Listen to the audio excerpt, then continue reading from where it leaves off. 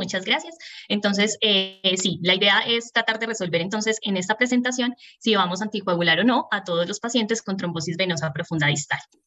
Listo, entonces este es el orden que vamos a tratar de seguir durante la charla. Entonces vamos a comenzar con introducción respecto a la enfermedad tromboembólica venosa, algunos apartados respecto a epidemiología, fisiopatología, factores de riesgo relacionados con la presentación de trombosis venosa profunda, cuáles son entonces los factores de riesgo que nos pueden llevar a que una trombosis venosa profunda distal evolucione a proximal y a embolia pulmonar. También discutiremos entonces terapia anticoagulante, cuál sería riesgo-beneficio, la duración de esta terapia, perspectivas futuras y finalizaremos entonces con las recomendaciones de las guías. Quisimos traer entonces para iniciar este reporte de caso, fue publicado en 1991. Lo traemos básicamente porque 30 años después, pues hoy estamos haciendo esta revisión y tenemos básicamente la misma inquietud que tenía el autor de esta publicación. Entonces, ¿a qué pacientes básicamente vamos a anticoagular? Entonces, este era el caso de un paciente de 24 años, previamente sano, que consultó al servicio de urgencias porque presentaba mareo, compromiso motor y sensitivo del hemicuerpo izquierdo.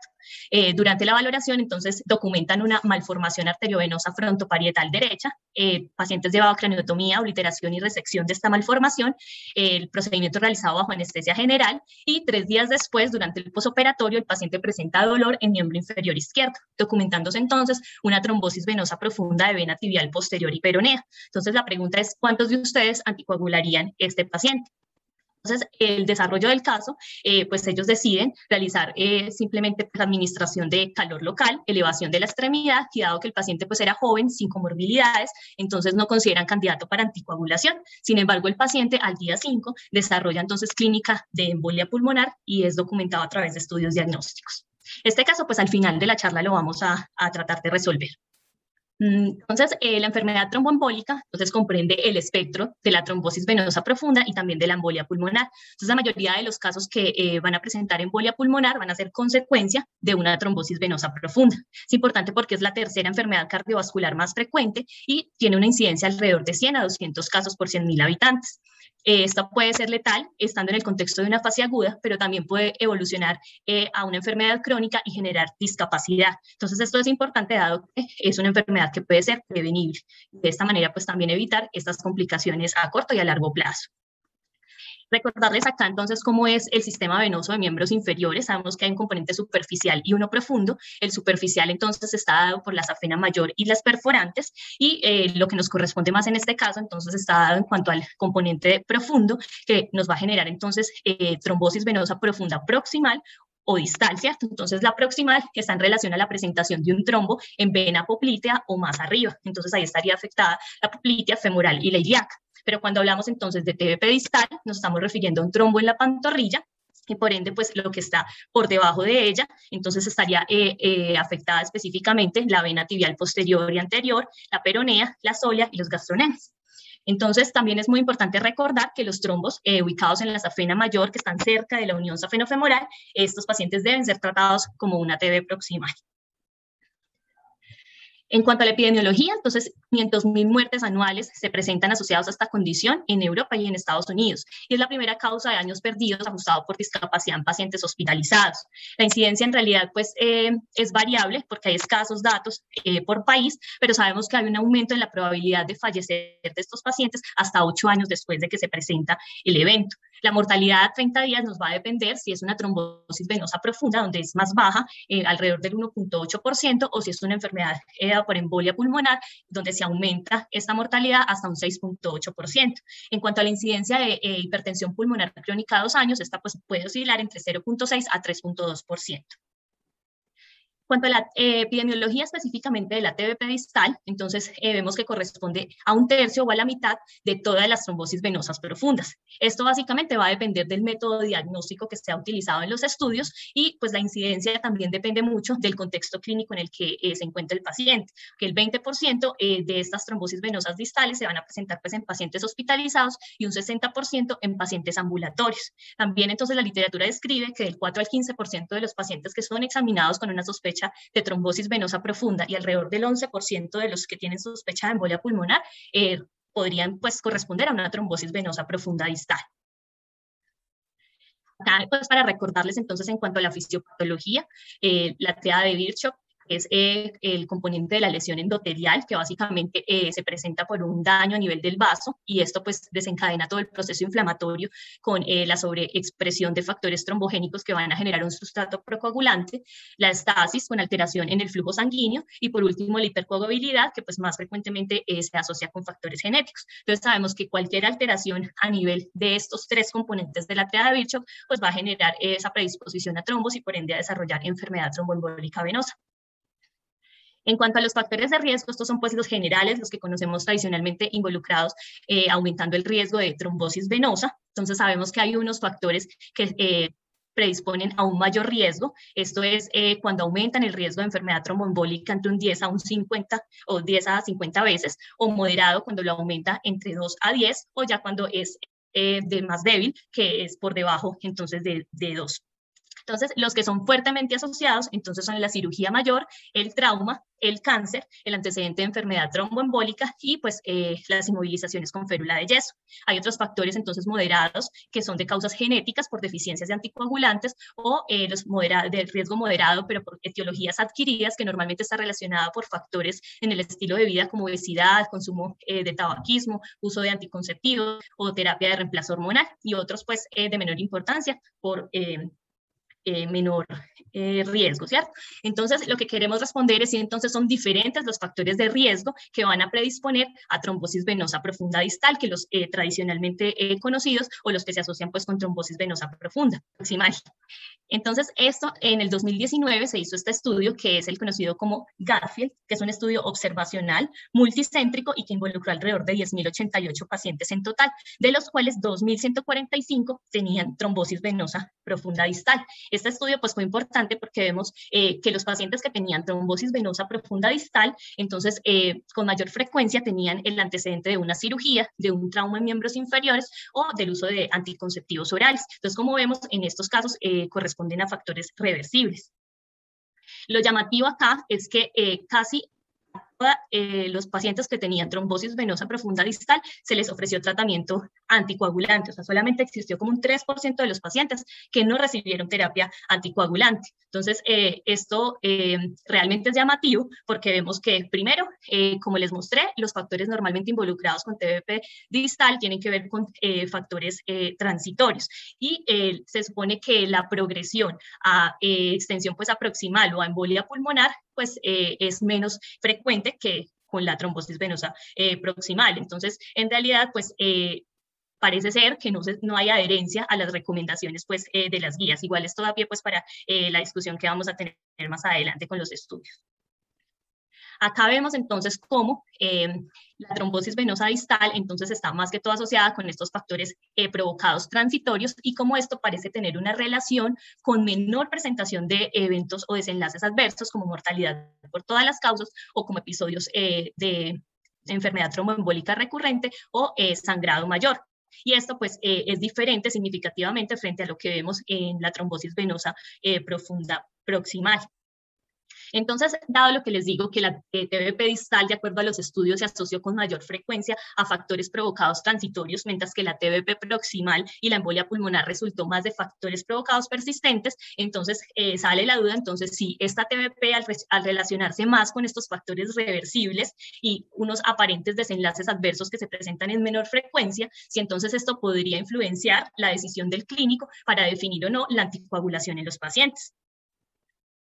Entonces, de acuerdo pues, a los estudios que se han encontrado, hay unos factores de riesgo que están más presentes en la trombosis venosa profunda distal y otros diferentes en la proximal. Entonces, si vemos en la distal, como les mencionaba, son más que todo transitorios, provocados. Entonces, está el viaje reciente, la hospitalización, la cirugía reciente o la presencia de insuficiencia venosa superficial. Pero como vemos en la proximal, entonces está más asociado a factores como el embarazo, el cáncer activo, la trombofilia o personas con antecedente de enfermedad tromboembólica venosa, que serían factores entonces no reversibles. Esta pregunta entonces que sigue a continuación es muy importante, que es ¿cuál es el riesgo de extensión aproximal y embolia pulmonar? Básicamente porque estas son las complicaciones más frecuentemente asociadas y son las que tratan los estudios. En realidad aquí la literatura es muy heterogénea y reportan un riesgo que puede variar entre el 1 al 22%.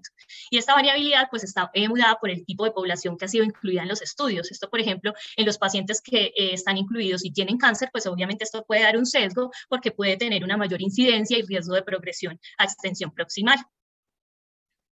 Este artículo, entonces, que vemos que fue reportado en el 2020 en Circulation Journal, entonces nos muestra cuáles son como los factores de riesgo para progresión a trombosis venosa profunda. Entonces, es interesante, aquí hicieron un seguimiento inicialmente a 212 pacientes, luego a 2 semanas y luego a 3 meses. Entonces, a 2 semanas, entonces, que encontraron que el 21% de los pacientes, en ellos, el trombo desaparecía. Un 4.8% presentaba un nuevo trombo distal y un 6.3% de los pacientes tuvo extensión aproximal. Pero si vemos entonces a los 3 meses, miremos que alrededor de 145 pacientes, más o menos 105 pacientes tuvieron o una retracción o simplemente el trombo desapareció. Entonces, en el artículo describen que entonces el 52% de los pacientes, en ellos el trombo desapareció. Esto es muy importante porque básicamente esta es como la controversia, ¿cierto? Porque muchos pacientes podrían simplemente resolver de forma espontánea sin requerir un tratamiento anticoagulante.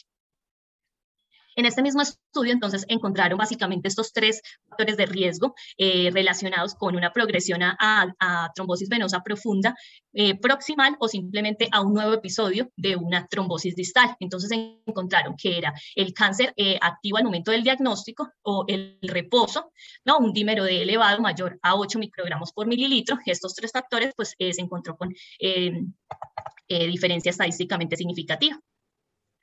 Esta es pues como una tabla que nos presenta el consenso de la Sociedad Europea de Cardiología, donde resumen para ellos cuáles serían entonces los factores de riesgo para recurrencia en la enfermedad pues de la TBP distal. Entonces hay unos con riesgo bajo, que serían el uso de férula de yeso, la inmovilización temporal, el trauma, los viajes largos, el uso de terapia de reemplazo hormonal y el uso de anticonceptivos orales. Y los que se conocen como riesgo alto, que hay que tenerlos muy en cuenta porque esto probablemente nos va a orientar al inicio de terapia anticoagulante, es los pacientes que tengan antecedente de una enfermedad tromboembólica, el hecho de ser hombre mayor de 50 años, con un cáncer activo, una TBP que sea no provocada, una movilización que sea persistente o algunas enfermedades que pueden predisponer a ellas como la enfermedad inflamatoria intestinal o las trombofilias. Y hay unos factores que son inherentes al trombo. Entonces, en ellos tenemos una trombosis con cercanía al sistema venoso proximal, que sea de menos de 5 centímetros, el compromiso de múltiples venas, o simplemente que sea bilateral, el diámetro máximo de la vena comprometida, que sea más de 7 milímetros, y la longitud del trombo que sea mayor de 5 centímetros. También describen un dímero D que sea persistentemente positivo. Entonces, estos, como vemos, pues también van a ser herramientas que nos van a permitir tomar decisiones cuando nos enfrentamos al paciente. El estudio Caltro, entonces fue un estudio que se realizó en 2010 y lo que buscó fue investigar las complicaciones de una trombosis venosa profunda distal no tratada. Ese fue un estudio entonces prospectivo que involucró 431 pacientes. Lo interesante de él es ver entonces cuáles fueron esos factores de riesgo que estaban con mayor frecuencia en las personas pues con trombosis venosa distal. Entonces aquí encontraron principalmente pacientes que tenían un antecedente de una inmovilización en los 3 días o más y que tenían una cirugía mayor en los 3 meses previos. Pero también encontraron pacientes pues, con cáncer activo o pacientes que tenían un compromiso motor dado por parálisis, por paresia o una inmovilización reciente con férula de yeso en los miembros inferiores o también un antecedente de una trombosis venosa profunda en la extremidad contralateral. Acá entonces, básicamente encontraron el 15.3% de los pacientes que evaluaron tenían una trombosis venosa profunda distal que era sintomática y esto pues fue en el ambiente ambulatorio.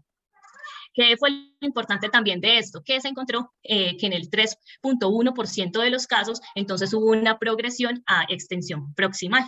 En este estudio que se realizó en el 2014, básicamente entonces ellos quisieron evaluar y comparar cómo eran los desenlaces en los pacientes que recibieron terapia anticoagulante versus los que recibieron entonces manejo conservador.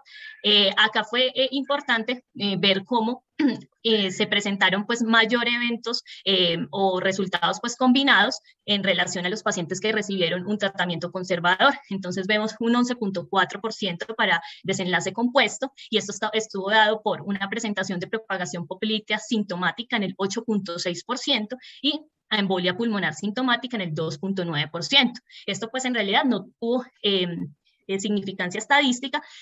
Lo mismo fue pues en cuanto a sangrado, vemos que no hubo diferencia significativa, sin embargo, sí hubo una tendencia a presentar pues un mayor sangrado, aunque fue sangrado menor, en el grupo de los pacientes que recibieron terapia anticoagulante, aunque este pues fue un estudio que incluyó pocos pacientes y fue pues más un estudio de tipo exploratorio.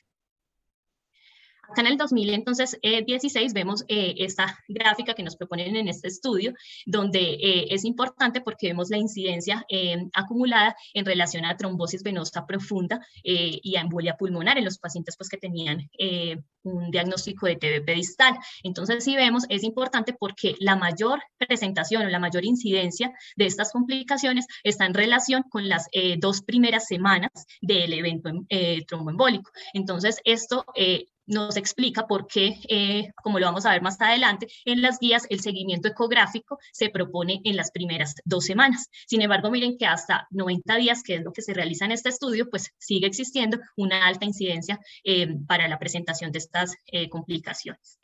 Acá entonces nos presentan los 2 factores que ellos encontraron relacionados con mayor presentación de complicaciones. Entonces ellos encontraron la edad, que fue evidentemente pues mayor en los pacientes que presentaron el desenlace adverso y también en relación a los pacientes que se encontraban hospitalizados, que fue en el 87%. Y esto pues fue con una diferencia estadísticamente significativa.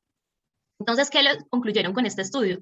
Pues que es posible que esto se configure como un modelo simple que nos permita entonces identificar qué pacientes podrían recibir anticoagulación. Entonces, se propone que los pacientes que sean mayores o iguales a 60 años y que estén hospitalizados, podría ser prudente anticoagularlos. Sin embargo, pacientes que estén en el ámbito ambulatorio, menores de 60 años, pues podrían beneficiarse de seguimiento con ultrasonografía. Porque entonces los resultados han sido pues como tan heterogéneos o tan dispares, pues básicamente porque hay diferencias en los diseños de los estudios y son pocos los que se tienen en relación a ensayos pues como controlados aleatorizados. El perfil del riesgo de los pacientes reclutados en realidad es diferente, como veíamos que habían unos que incluían pacientes con cáncer y otros simplemente con factores que pueden ser transitorios. Lo otro es que los estudios tienen muchas limitaciones metodológicas y también el poder estadístico es limitado. Entonces, hasta acá, ¿qué podríamos decir? Pues que aún no se ha establecido un riesgo exacto de extensión proximal o de embolia pulmonar en los casos de TBP distal sin tratamiento, que podemos decir que a menudo son autolimitadas con una tasa de complicaciones menores si las comparamos con trombosis venosa profunda proximal. Sin embargo, no deben considerarse completamente libres de riesgo. Acá entonces vamos a continuar con la terapia anticoagulante y vamos entonces a conversar sobre el riesgo y el beneficio.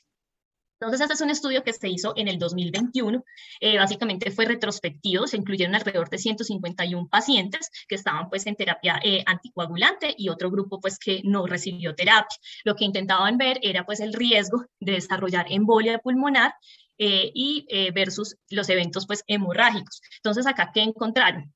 Hubo una diferencia estadísticamente significativa en la presentación de eventos hemorrágicos en relación a eventos de sangrado mayor y menor. Esto pues con una mayor tendencia en los pacientes que se encontraban en el grupo de la anticoagulación. Sin embargo, en cuanto a los desenlaces pues, de embolia pulmonar y de eventos tromboembólicos recurrentes, no se encontró una diferencia estadísticamente significativa. Sin embargo, si vemos en los números, pues sí hay una tendencia a una menor presentación de estos eventos en el grupo de los anticoagulados. Acá vemos pues lo mismo en gráficas. Entonces miren que en cuanto a embolia pulmonar y recurrencia de enfermedad tromboembólica, en realidad pues no hubo diferencia marcada. Sin embargo, en cuanto a eventos hemorrágicos, sí hubo pues una diferencia que se tradujo en un valor de P menor de 0.01. Entonces, les comentaba que aquí vamos a ver entonces los diferentes estudios que han ido avalando entonces la anticoagulación en este tipo de patologías. Es importante decir entonces que la ausencia de estudios controlados aleatorizados ha sido el común denominador para esta patología. Creíamos que esto se iba a resolver un poco con este estudio, que fue el estudio CACTUS, que fue un estudio entonces que aleatorizó pacientes a naproparina o recibir placebo durante 6 semanas para determinar entonces el riesgo que tenían de las diferentes complicaciones. Acá lo que vemos entonces en esta gráfica es básicamente la ubicación y en específico que era una ubicación circunscrita pues a sistema venoso profundo distal, que podía ser uni o bilateral. Pero aquí entonces vemos cuáles eran las características de las poblaciones, que es una de las grandes críticas que se le ha hecho a este estudio. Y es entonces que excluía a los pacientes con malignidad activa y también excluyó pacientes entonces con enfermedad o antecedente de enfermedad tromboembólica. Así que es importante decir pues, que se les filtraron dos pacientes, 2% en cada grupo, ¿cierto? Y que la mayoría de eventos o de factores que desencadenaban la trombosis eran factores reversibles, como son la cirugía, la inmovilización, un viaje por más de 6 horas o un reposo en cama prolongado durante más de 3 días, que componían entonces más de la mitad de los pacientes. Acá vemos entonces los resultados. Lo que ellos trataron de ver entonces era los principales eventos adversos que se han documentado entonces con los pacientes que tienen una trombosis profunda distal. A los 42 días y a los 90 días se hicieron control para determinar entonces el desarrollo de trombosis o la extensión de la trombosis venosa profunda distal aproximal o el embolismo pulmonar, y combinaron esto como un resultado compuesto, que fue el resultado primario. Si ustedes ven entonces, ni a los 40, ni a los 42 días, ni a los 90 días en los pacientes que recibieron 6 semanas de naproparina versus el placebo, hubo una diferencia estadísticamente significativa con respecto al riesgo entonces del desarrollo de estos eventos. ¿Cierto? Vemos entonces que, por ejemplo, en el compuesto se dio en el 5.4% del grupo placebo versus en el 3.3% en el grupo de naproparina, y que principalmente el evento fue arrastrado por la principal complicación que se ha documentado en este tipo de patologías, que es la extensión de la trombosis venosa profunda distal aproximal, que allí es donde cuando se empieza pues, a indicar la anticoagulación en estos pacientes. Y por el otro lado vemos entonces los resultados secundarios, que son sobre todo resultados de seguridad, y en los que notaron que, pues lógicamente, los pacientes que estaban en el grupo de naproparina tenían mayor cantidad de sangrados, tanto menores como mayores, ¿cierto? En su mayoría eran sangrados mayores, solo un paciente presentó un sangrado mayor, y que presentaban con mayor frecuencia entonces lesiones en piel secundaria a la aplicación de esto, y solo un paciente presentó entonces un HIT o una trombocitopenia inducida por heparina. Que es importante decir que es uno de los pocos estudios entonces que hay aleatorizados doble ciego con heparina de bajo peso molecular, que se circunscriben entonces a una población muy específica, que son aquellos pacientes de bajo riesgo o que tienen factores de riesgo reversibles, y que por lo tanto entonces tendrían un mejor pronóstico, y que aquí se incluyen sobre todo pacientes jóvenes, que aquí se utilizaron dosis terapéuticas. Sin embargo, otra de las grandes críticas que se le hace al estudio, como vamos a ir viendo, es que la anticoagulación solo se dio 6 semanas, y los estudios y las revisiones sistemáticamente han mostrado que al parecer la anticoagulación, el beneficio de este se logra cuando se da una anticoagulación más prolongada de 6 semanas o hasta 3 meses. De aquí entonces vienen, para no estar hablando mucho de los estudios en específico, porque son varios, aunque son pocos los que son ensayos clínicos aleatorizados, aquí les quiero mostrar entonces básicamente revisiones sistemáticas de los diferentes metaanálisis para responder entonces la pregunta que hicimos, ¿cierto? ¿Cuál es el riesgo-beneficio de anticoagular o no anticoagular estos pacientes? Ustedes empiezan a ver, entonces este es una revisión sistemática con un metaanálisis de datos que incluyó tanto ensayos clínicos aleatorizados como estudios observacionales, tanto de cohorte retrospectiva como prospectiva, para determinar el beneficio de la anticoagulación. Aquí pueden ver viendo entonces un poco cuál puede ser entonces la heterogeneidad entre la población y qué se mezcla con qué, ¿cierto? Sin embargo, entonces, mire que entre los principales eventos que se abordan está la extensión aproximal, que al parecer está a favor de la anticoagulación con un RR de 0.29 y una P estadísticamente significativa, pero vemos que para desenlaces duros como la embolia pulmonar, consistentemente los estudios, y lo voy a mostrar pues reiteradamente, no han mostrado que haya una diferencia estadísticamente significativa entre anticoagular o no. O sea que esos pacientes que tienen trombosis venosa profunda distal, al parecer no presentan un mayor beneficio en anticoagular. Acá vemos la extensión aproximal y la embolia pulmonar sería entonces un combinado, el cual entonces la extensión aproximal, que es un dato entonces bastante fuerte con respecto al desenlace en la anticoagulación de estos pacientes, arrastra pues todo el desenlace y da que sí hay una diferencia estadísticamente significativa en el combinado con un RR de 0.34 y una P estadísticamente significativa. Pero en el riesgo de recurrencia también es el otro evento, ¿cierto? Que vemos entonces que es otro desenlace que muchos consideran como menor, también entonces hay un beneficio, ¿cierto? Al parecer al dar anticoagulación a estos pacientes que no darla. Pero vemos entonces que ya con hemorragia mayor, ¿cierto? Al parecer hay una tendencia que los pacientes que se anticoagulan sangre más lógicamente. Sin embargo, estos estudios también han demostrado que no hay una diferencia al parecer estadísticamente significativa en el riesgo de sangrado en estos dos grupos, lo que puede dar entonces al parecer una tranquilidad en los pacientes que se deciden anticoagular. Este es otro metaanálisis, que es un metaanálisis que hizo pues Cochrane, en el cual entonces básicamente también se abordan estos diferentes ítems, ¿cierto? Aquí es importante decir que en este metaanálisis de Cochrane ya no se incluyeron estudios observacionales, sino que aquí solo eran estudios, ensayos clínicos aleatorizados. Se incluyeron 8, de todos los que encontraron solo había 8, y es importante decir que de esos 8, solo 6 o 6 estaban o la terapia era con anticoagulantes orales, específicamente antagonista de vitamina K o warfarina. Entonces, ¿qué desenlace ellos encontraron? Vemos acá anticoagulación versus placebo o no intervención en diferentes desenlaces, o sea, anticoagular o no. En no intervención, ellos decían que muchas veces no era dar placebo, sino, por ejemplo, dar medidas locales, como son, por ejemplo, antiinflamatorios o medidas de compresión en estos pacientes, que en algunos estudios se utilizó. Vemos entonces los diferentes enlaces y el forest plot para cada uno de estos, ¿cierto? En el metaanálisis de los datos. Entonces, para recurrencia de enfermedad trombótica venosa, lo que ellos dicen es que al parecer entonces está a favor de la anticoagulación, específicamente la anticoagulación a 3 meses, versus la anticoagulación a 6 semanas, ¿cierto? Que en los ensayos clínicos que solo se limitaban a 6 semanas, al parecer no les dio una diferencia estadísticamente significativa. Cuando hacen la combinación en la duración del tiempo, 3 meses más los de 6 semanas, pues los datos son arrastrados por la primera y lleva a que el RR sea estadísticamente significativo y fue como un factor protector para estos pacientes que están en anticoagulación. Para sangrado mayor, pues también han mostrado, este estudio mostró pues de forma consistente que al parecer no había una diferencia entonces estadísticamente significativa entre dar y no dar anticoagulación en estos pacientes, tanto en el grupo de 3 meses, 6 meses y en el grupo combinado. Con respecto a la recurrencia de trombosis venosa profunda, había entonces un mayor beneficio en aquellos que recibían anticoagulación a 3 meses versus los que solo lo recibían hasta 6 semanas, y en el combinado, por supuesto, arrastrado por la primera. Para embolia pulmonar, esto entonces es lo que les digo, de forma reiterada, entonces, al hacer un desenlace duro, no ha mostrado entonces que la trombosis venosa profunda distal predisponga a que estos pacientes tengan mayor embolia pulmonar, y lo que dicen entonces es que, al parecer en todos los grupos de forma consistente, muestra entonces que no hay una diferencia entre anticoagular o no para prevenir una embolia pulmonar en estos pacientes. Con el sangrado mayor, pues por supuesto entonces va a estar a favor de no anticoagular, y al parecer entonces hay una tendencia a que la anticoagulación aumente el sangrado 3.34 veces, sin embargo, en el combinado de este estudio mostró que la P no era estadísticamente significativa. Ya para mortalidad general, entonces vemos que hubo pocos estudios. Aquí está el de Rigini y el de Schwartz. El de Rigini es el que se hizo con heparinas de bajo peso molecular, la nandroparina que les mostré, que fue el estudio Cactus, en el que valoraron también entonces mortalidad, y en el que vieron entonces que al parecer no había una diferencia estadísticamente significativa entre mortalidad, incluso la balanza se inclinaba más a favor de la no intervención. Y ya para el síndrome post-trombótico, solo hubo un estudio que valoró este desenlace y mostró que tampoco había pues una diferencia estadísticamente significativa. La siguiente pregunta pues, que vamos a resolver también con estos metaanálisis es cuál es entonces la duración efectiva o que ha mostrado mayor evidencia para estos pacientes.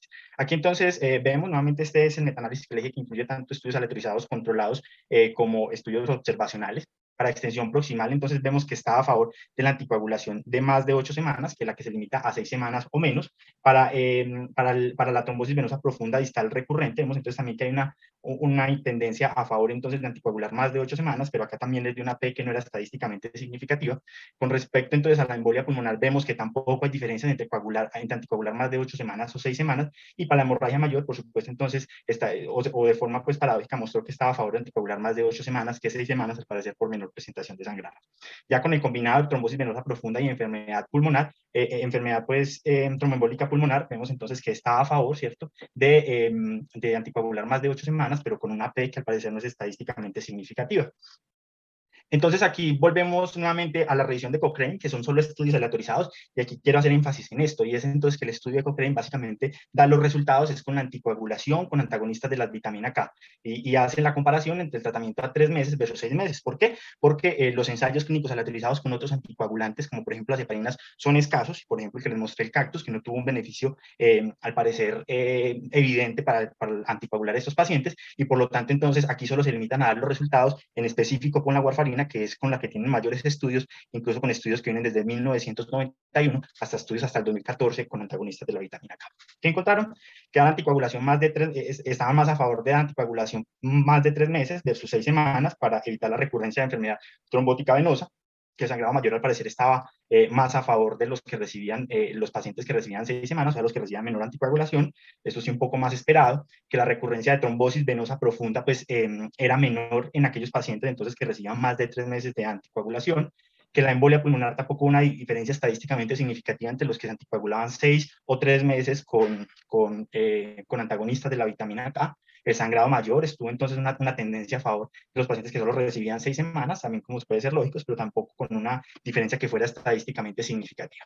¿Qué podríamos sacar entonces nosotros de todo esto, cierto?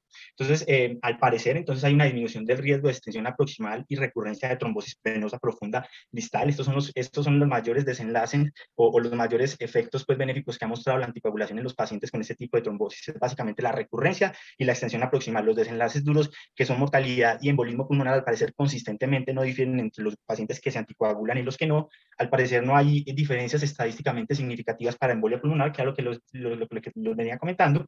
Esto da un parte de tranquilidad, y es que las hemorragias mayores al parecer son pocas, y se dice que incluso los pacientes que tienen trombosis venosa profunda distal tienen menores riesgos de hemorragias, porque generalmente son poblaciones más sanas, jóvenes, lo que entonces hace que haya menores factores de riesgo para que desarrollen sangrado. Y que la anticoagulación a largo plazo, ¿cierto? Ya entonces, como nuestro primer metaanálisis de 8 semanas o mayor a 3 meses, tendría mayor beneficio para evitar los dos desenlaces principales que ya les he comentado, que es la recurrencia o la extensión aproximal.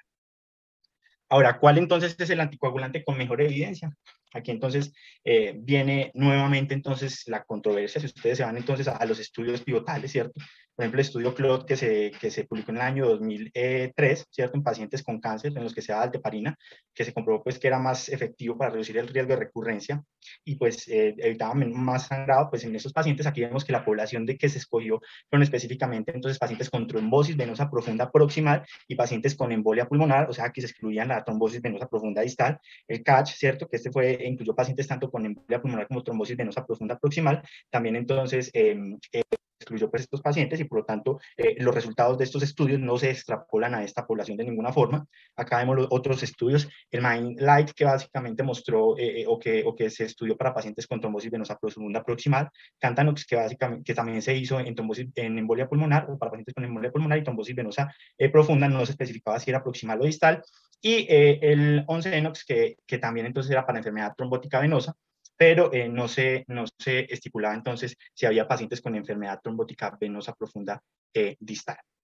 Acá vienen entonces los otros estudios que han salido más recientemente, ¿cierto? En los que continuamos con la misma pregunta, y eso específicamente para los nuevos anticoagulantes orales que, como sabemos, han ganado un terreno muy importante en la enfermedad trombótica venosa, específicamente proximal, venosa profunda proximal y embolia pulmonar, y para pacientes que desarrollan algunas de esas complicaciones secundarias a secundario condiciones como por ejemplo el cáncer, como lo hizo el estudio Caravaggio, el estudio Selecti y el estudio Einstein, que es básicamente entonces el estudio que utiliza rivaroxaban. Si ustedes se van a cada uno entonces de la descripción de las poblaciones de esos pacientes, ustedes notan entonces que excluyen de forma activa los pacientes que tenían trombosis venosa profunda proximal o incluyen un número pues muy reducido. Por ejemplo, el estudio Einstein, cuando ustedes van a la descripción de la población, específicamente qué pacientes tenían trombosis o cuál era el tipo de trombosis venosa profunda, vemos que el Einstein solo incluyó un paciente con trombosis venosa profunda distal pura, ¿cierto? Entonces aquí es donde viene la duda, ¿cierto? Si los resultados de este tipo de estudios se puede extrapolar a trombosis venosa profunda distal, sabiendo que son otros factores de riesgo que básicamente llevan al desarrollo de la misma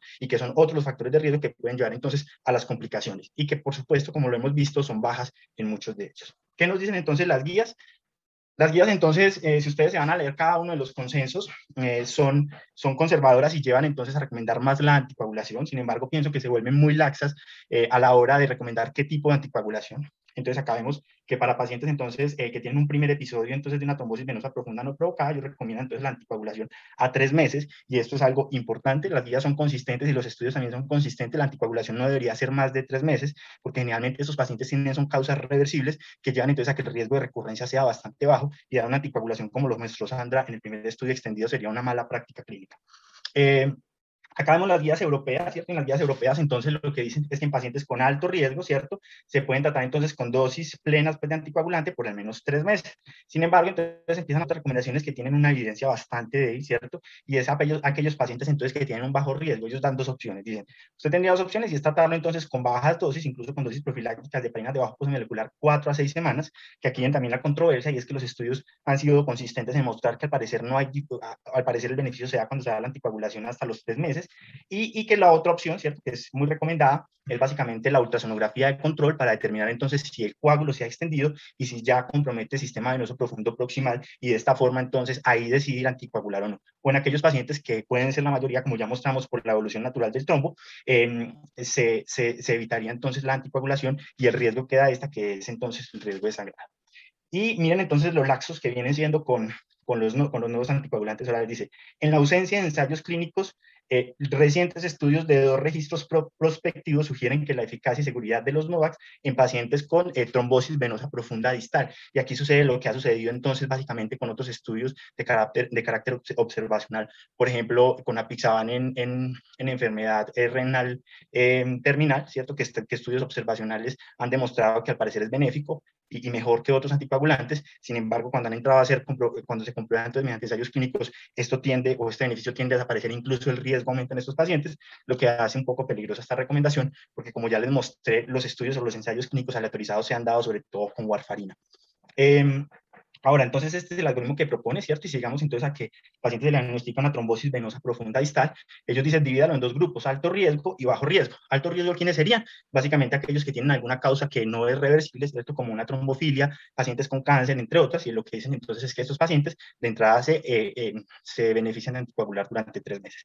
Y en pacientes de bajo riesgo, entonces acá hacen esta recomendación que tiene una baja evidencia y es la terapia a corto plazo. Ellos hablan de 6 semanas con heparina de bajo postmolecular versus el control ultrasonográfico para determinar la extensión o no del coágulo y si anticoagulamos o no a las 2 semanas. Estos son las guías SHED, ¿cierto? Con las SHED entonces también sucede lo mismo. Básicamente ellos dicen que recomiendan entonces la misma anticoagulación que para los pacientes con trombosis venosa profunda proximal, sin que eso tenga pues un asiduo científico bastante evidente, y que en los pacientes entonces con trombosis venosa profunda distal, que pueden ser manejados, o ellos dicen que hay 3 opciones, ¿cierto? Uno, que en aquellos pacientes entonces en los que se hace un control o en los que se determina pues que solo se hace un control ecográfico, ¿cierto? Y no hay extensión, no se recomienda anticoagular, que en aquellos pacientes en los que se extiende pero que permanece confinado a la parte distal, se podría anticoagular con una reducción en el grado de evidencia, un grado 2C, y que en aquellos en los que se recomienda la anticoagulación es en aquellos en los que se extiende el trombo al sistema venoso profundo proximal, que como vemos entonces es la principal complicación, pero que no se correlaciona. Esto ha llevado entonces a que la ausencia de evidencia, pues por parte de los clínicos exija que se compruebe la evidencia de los nuevos anticoagulantes orales en este tipo de patología, ¿cierto? De allí entonces vienen estos ensayos clínicos que están registrados entonces en la base de datos, básicamente que nos pueden ir resolviendo muchas dudas. Ya hay un ensayo clínico entonces en marcha con rivaroxaban en los pacientes específicamente con trombosis venosa profunda distal. Aquí vemos, miren que esto sigue siendo tan controvertido que incluso todavía se sigue dando rivaroxaban versus placebo, porque no se ha determinado que en definitivas esto se correlaciona entonces con un aumento de la sobrevida, con una disminución de complicaciones mayores en estos pacientes. Y los resultados que buscan son resultados entonces que básicamente necesitamos saber para determinar la seguridad de estos medicamentos en pacientes que de base son pacientes de bajo riesgo. Acá vemos entonces, también hay otras medidas, como son las medidas de compresión no elástica, ¿cierto? O diferentes tipos de dispositivos que también se están tratando de comprobar para determinar entonces si pueden mejorar o no, porque lo que se ha visto es que al parecer estos pacientes podrían tener mejoría solamente con medidas compresivas, lo que podría autolimitar la extensión del coágulo y la extensión del mismo. Acá vemos otros, ¿cierto? Este entonces es un estudio que ya utilizan también apixaban versus placebo, lo mismo, tratando de determinar entonces los desenlaces principales que se han encontrado, que es la enfermedad o la extensión del trombo, la enfermedad tromboembólica, la embolia pulmonar, u otro tipo pues, de complicaciones. Vemos que se inició en el 2019, que pueden ser estudios entonces que a largo plazo nos van a dar entonces más luces. Y vemos entonces que incluso hay estudios bastante importantes, como son por ejemplo comparar rivaroxaban con terapia física, que en las que incluye básicamente medidas de compresión, rivaroxaban a la misma o en el mismo protocolo que se utilizó en el protocolo Einstein, y el tratamiento físico, y esto sería importante para determinar entonces si las medidas conjuntas podrían disminuir entonces en estos pacientes el riesgo de recurrencia, complicaciones y síndrome postflebíticos, que es bastante importante. Hicimos entonces que los resultados secundarios que esperan encontrar son extensos y nos podrían dar mayor claridad acerca entonces de la terapia anticoagulante en esta población, y son estudios que están en curso y que por lo tanto tendríamos que estar atentos para en definitiva entonces aclarar más o menos el panorama en esta patología. Ahora, ¿qué conclusiones podemos sacar? Que el mayor riesgo es la extensión proximal, o sea, eso es lo que han valorado, sin que la extensión proximal signifique que hay más riesgo de embolismo pulmonar, ni más riesgo de otros tipos de alteraciones como el síndrome postflebítico, sin aumento entonces demostrado del síndrome postflebítico, la embolia pulmonar y mortalidad, y lo que uno se pregunta es, ¿disminuir la extensión al proximal es algo clínicamente significativo? Esto sigue siendo una pregunta entonces sin contestar. Ahora, cuando usted decide anticoagular a un paciente, lo que se dice es que debe ser mínimo 3 meses y no más de estos, sobre todo en aquellos pacientes en los que usted identifica que tiene causas reversibles, no debería ir más allá en la anticoagulación con los mismos. que la anticoagulación con los nuevos anticoagulantes orales se ha extrapolado como un subrogado de los ensayos clínicos aleatorizados para trombosis venosa profunda proximal y embolia pulmonar, a pesar de que incluso los estudios han excluido de forma activa esta población o incluyen una minoría de los mismos. Existen factores de riesgo transversales que venían a alertar de entrada sobre la necesidad de anticoagulación, ¿cierto? Aunque esos no son factores de riesgo para trombosis venosa profunda distal, cuando se presentan, pues usted de entrada tiene que saber que sus pacientes van a requerir una anticoagulación porque sus condiciones van a llevar a que el coágulo probablemente se extienda, como son el cáncer, las trombofilias, los pacientes de la edad, algunos estudios hablan de mayores de 50 años y otros mayores de 60 años. Si es una enfermedad recurrente, pues generalmente esto ya obliga a anticoagular incluso de forma extendida a estos pacientes. Si son pacientes intrahospitalarios y por supuesto la extensión, o sea, las características inherentes al trombo. Y ya dentro de otras conclusiones, ¿cierto? Y es que al estar asociado en la mayoría de casos con causas reversibles, la terapia por 3 meses parece ser suficiente.